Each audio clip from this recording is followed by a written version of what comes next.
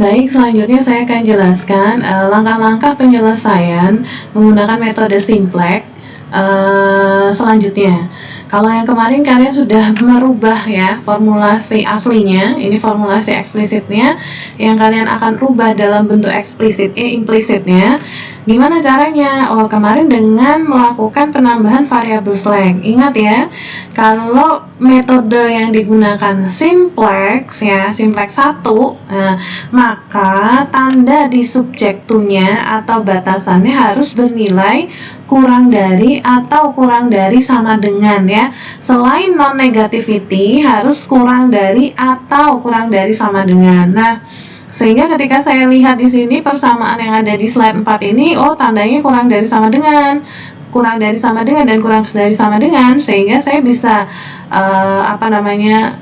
mengambil keputusan bahwa metode penyelesaian dari formulasi matematis ini menggunakan simplex. Kemudian selanjutnya, penambahan variabel slack itu mengikuti jumlah batasan yang ada. Jadi kalau saya punya di sini batasan 1, batasan 2, batasan 3, maka saya akan ada slack 1, slack 2, slack 3 atau X4, X5, X6. Jadi variabelnya bisa melanjutkan variabel keputusan. Di sini kan variabel keputusannya ada 3, X1, X2, X3. Nah, sekarang tinggal kalian melanjutkan. Berarti di sini X4, X5 dan X6. Atau tadi pakai S juga boleh, S1, S2, S3. Gitu ya. Itu yang harus paling diingat. Oke. Kemudian ketika saya menambahkan di sini satu variabel slack yang bernilai positif, jadi di sini ada plus X4, plus X5 dan plus X6, maka tanda pertidaksamaan yang tadinya kurang dari sama dengan berubah jadi sama dengan. Kemudian hal itu juga akan merubah fungsi tujuannya jadi ditambah 3 variabel slack. Oke, di sini ada berapa variabel slacknya? Ada 0x4, 0x5 dan 0x6. Kenapa kok 0? Karena kan sebenarnya aslinya kita nggak punya variabel slack di fungsi tujuan, sehingga supaya ini nanti tandanya hilang berarti koefisiennya kan harus 0, sehingga 0 kalikan x4 ya akan 0, 0 kalikan x5 akan 0, 0 kalikan x6 juga akan 0. Nah, sehingga sebenarnya di sini tidak ada pengaruhnya. Lalu kenapa kok tandanya berubah? Tadinya kan x1 plus x2 min 4x3 gitu ya. Kemudian di sini harusnya minus x4, minus x5 dan minus 0x6.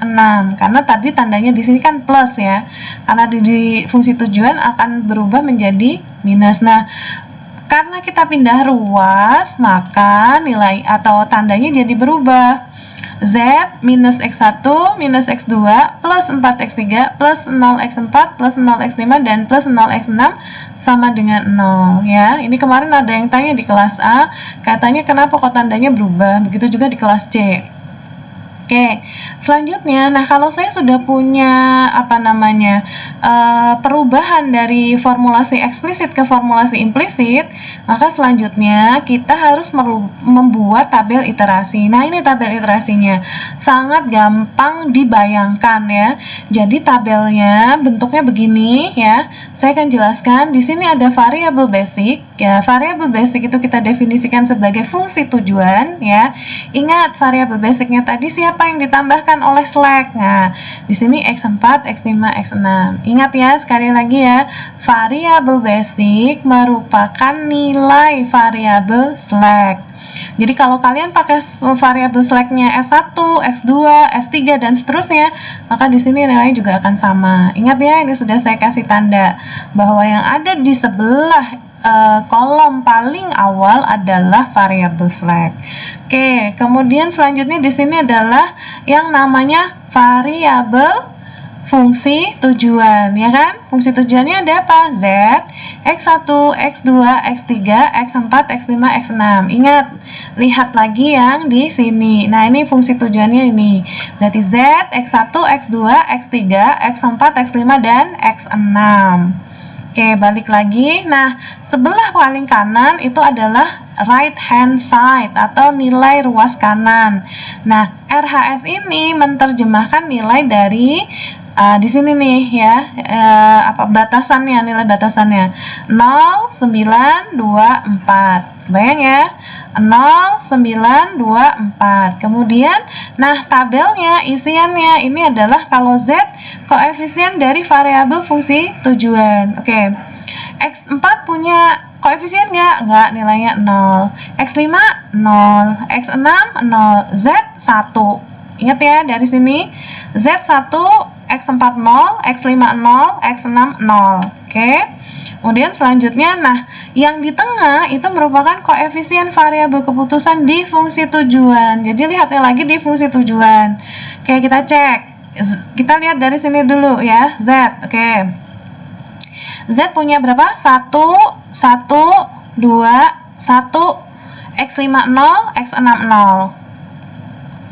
Minus 1, 1,